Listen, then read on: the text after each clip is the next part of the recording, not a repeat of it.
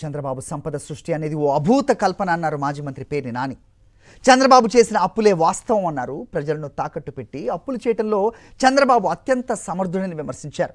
18 నెలలుగా చంద్రబాబు చేసిందేమీ లేదని, చేసిన అప్పులు కూడా ప్రజల కోసం ఖర్చు చేయటం లేదని పేర్కొన్నారు పేర్ని నాని.